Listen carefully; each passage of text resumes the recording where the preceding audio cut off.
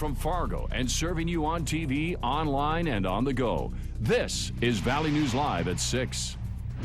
A West Fargo dad is out on bail after being accused of pointing a gun at his daughter and threatening to kill her. Cameron Bakir was arrested at a West Fargo gas station after police say he terrorized his teenage daughter. In court documents, Bakir admits to being upset at her for coming out as a lesbian. A relative says he was upset due to his religion, which court documents say officials believe is Muslim. Valley News Team's crime and safety reporter Nicole Johnson spoke to people about the difficulties of coming out, especially for certain cultures. Some people feel like they can't come out because of the culture. For some, telling their family about their sexual orientation can be difficult. What this guy did was just take the law in his own hands and decided upon himself. No, he wasn't being guided by his holy book or his faith to do what he did. Fazia Haider was sad to hear that a dad was accused of threatening his lesbian daughter. That's not how you behave, or that's not what you should do. She says, as a Muslim, homosexuality is unacceptable, but each family deals with it differently, adding there are many other religions that teach the same. There are a lot of religious churches in this area that are very accepting to LGBTQ individuals, but certain religions, more so than others, are not very accepting of it, and also the conservative values of this area, like political beliefs and whatnot. Some in the LGBTQ tell us there are many reasons it's tough to come out, including growing up in a small town. I came out of the closet 6 years ago, and my parents didn't necessarily understand it, and as time went on, they kind of just started to accept me, and I'm in that aspect, I'm privileged to have the parents that I have, because I could have gotten kicked out of my house. I could have been homeless. I could have gone through a lot more stuff than I did. Nicole Johnson, Valley News Live. People in the LGBTQ community say regardless of your belief system, education can solve a lot of problems that surround people coming out.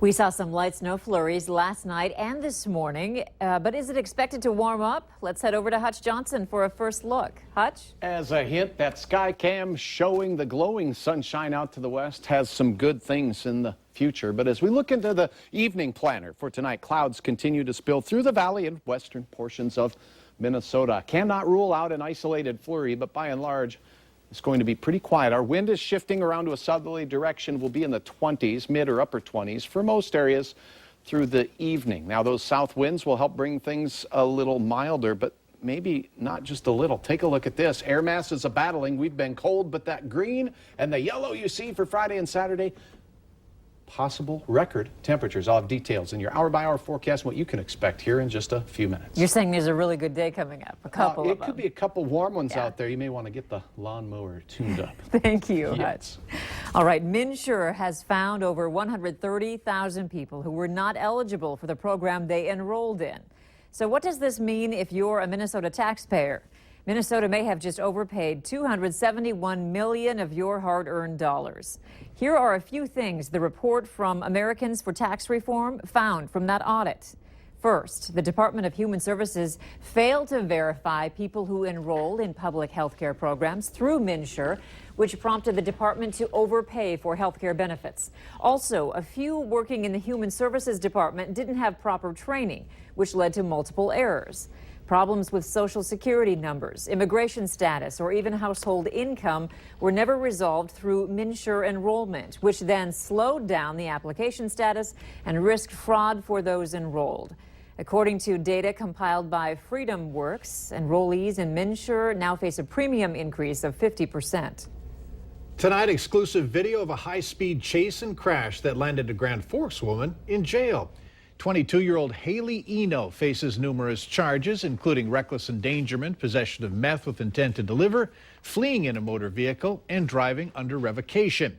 The chase started in East Grand Forks last night. It ended at the corner of 7th Avenue North and 16th Street. A next-door neighbor's surveillance system captured the crash on video. You can see the car driven by Eno speeding by, and she tries to make the corner but hits a stop sign and gets hung up on a snowbank.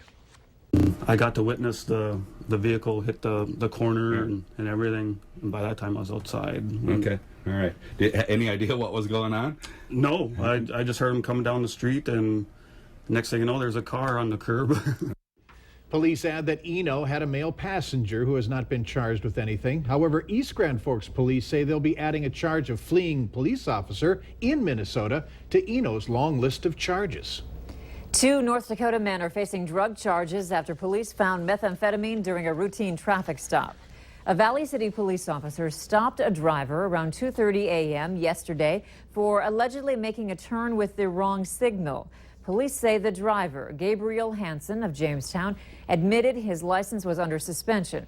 Officers found a bag of meth in the vehicle and about $1,000 in cash in Hansen's pocket. Hansen was arrested for possession of a controlled substance, driving under suspension, and improper use of a turn signal. A passenger in his car, Timothy Linderman of Valley City, was arrested for possession of a controlled substance. Cancer has claimed the life of a well-known area broadcaster. Scott Miller passed away after a 4-year battle with melanoma. He was 57 years old. Scotty was the play-by-play voice of the North Dakota State University Bison football and basketball teams since 1996 and the Fargo-Moorhead Redhawks since 2006.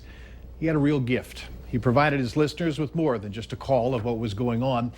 He could create an image in your mind of what was happening. Bell takes the snap, throws across the middle, intercepted at the 36 by Beck. Right sideline at the 50. He could go to the 40, 30, 25, 20, 15, 10, 5. Diving toward the pylon, but out of bounds at the half-yard line. Travis Beck, the true freshman linebacker, with a huge play in this FCS National Championship game. My, oh my! Scott Miller was the voice of the Bison. He was there in Frisco and called all of NDSU's FCS National Championship games from 2011 to 2015 and the Bison NCAA men's basketball tournament teams in 2009, 2014, and 2015.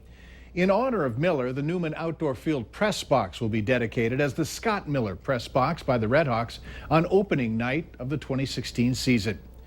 Visitation for Scott Miller has been planned for Tuesday, March 1st from 6 to 7 with a prayer service following at 7 p.m.